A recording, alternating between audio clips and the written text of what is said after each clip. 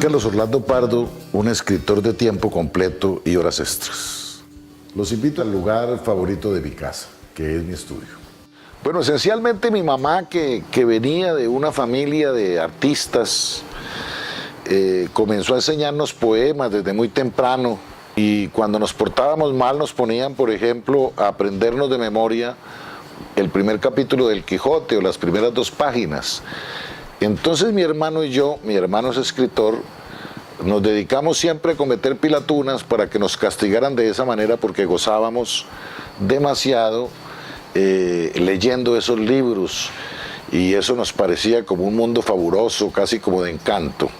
Y toda esa serie de maravillas que a nosotros nos encantaban, a mi hermano y a mí nos llevaron a sentirnos como con esa influencia. Un verdadero escritor, decía Van Gogh ateo en unas cartas, el famoso pintor, que cuando uno se diera cuenta que podía vivir sin la literatura, entonces uno no era un escritor. Y yo me he dado cuenta que no puedo vivir sin la literatura. Al ver que no puedo vivir sin eso, pues nunca he tenido, por fortuna, una renuncia. La literatura es en sí la vida vuelta al lenguaje. Es como tener 2 vidas, pero que en el fondo conforman una sola, como el cuerpo y el espíritu. Hay a lo largo de la vida diversos momentos que nos parecen hermosos. La alegría de los hijos, verlos nacer, gatear, hacer solos, estudiar. Todo eso es parte de bendiciones de Dios que uno agradece de manera profunda. Y desde luego la alegría de publicar unos libros, que es como tener otros hijos. Yo no he publicado sino 42 libros en mi vida. 3 novelas, unos 9 libros de cuentos, y de resto libros de historia, ensayos, reportajes y cosas de estas, que son como la emoción de lo que vivo y para lo que vivo. Un escritor esencialmente es un rebelde, no un anarquista. Es un inconforme, pero no un amargado. Es una persona que siempre está tratando de tener la voz de los que no tienen voz, como dicen por ahí, pero sin el deje del resentimiento, y esencialmente como una voz de la esperanza. La literatura nunca transforma el mundo, pero sí ayuda a verlo de otra manera. Un consejo para la vida: vivir el hoy.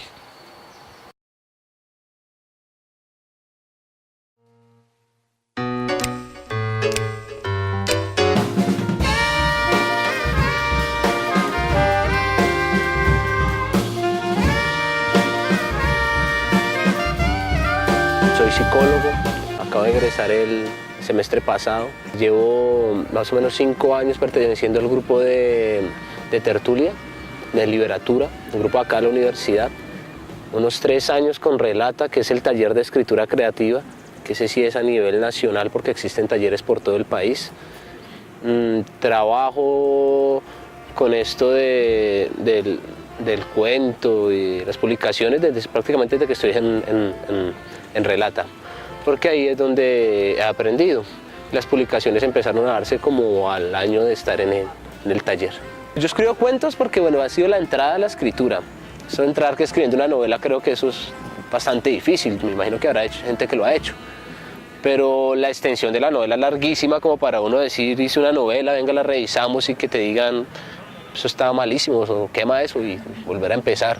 Entonces es muy difícil. En cambio, con el cuento es el ejercicio, como el principal ejercicio que uno hace para empezar a soltar la mano, escrito, lo mismo con la poesía. Entonces, por eso, digamos, me acerqué más al cuento, pero el cuento a mí me gusta mucho. No significa que el cuento sea inferior a la novela, de ninguna manera. Uno nunca tiene la certeza de que va a ser escritor. Yo ahora soy un novato, estoy empezando a escribir y han publicado algunos cuentos de gente que le dice que le gusta lo que yo escribo. Pero el hecho de ser escritor y de triunfar y de vivir de la escritura es una incertidumbre constante. Uno nunca tiene como la garantía de que, hey, vas a ser escritor. Mucha gente confía en uno, pero uno, para creérselo, dificilísimo. Hay gente que cree más en mí de lo que yo mismo creo. Bueno, yo, ejemplo de lectores, tenía a mi papá, pero él murió cuando yo estaba pues muy joven.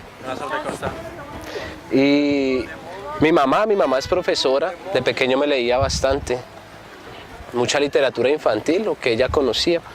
Ya en la adolescencia sí, pues la exploración continuó por mi parte. Tengo un tío político que es escritor del pueblo. Ha sido un ejemplo, he visto personas que se han movido en ese campo y siempre me ha llamado la atención.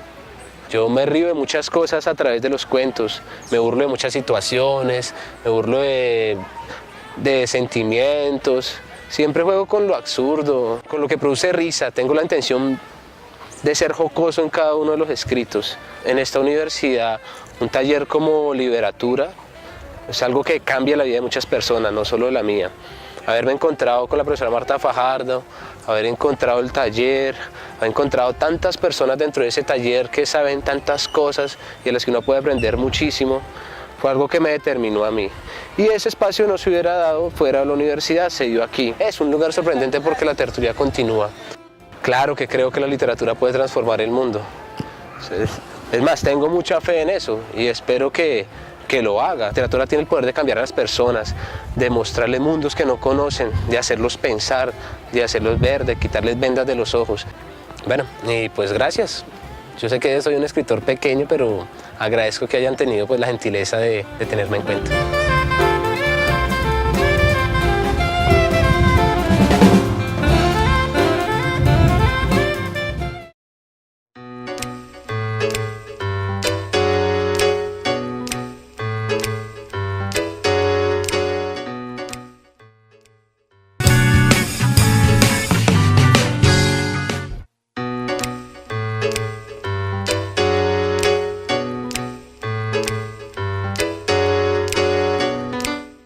Mi trabajo de grado principalmente el enfoque que le di era trabajar sobre procesos de interacción social en el ámbito de los videojuegos en línea.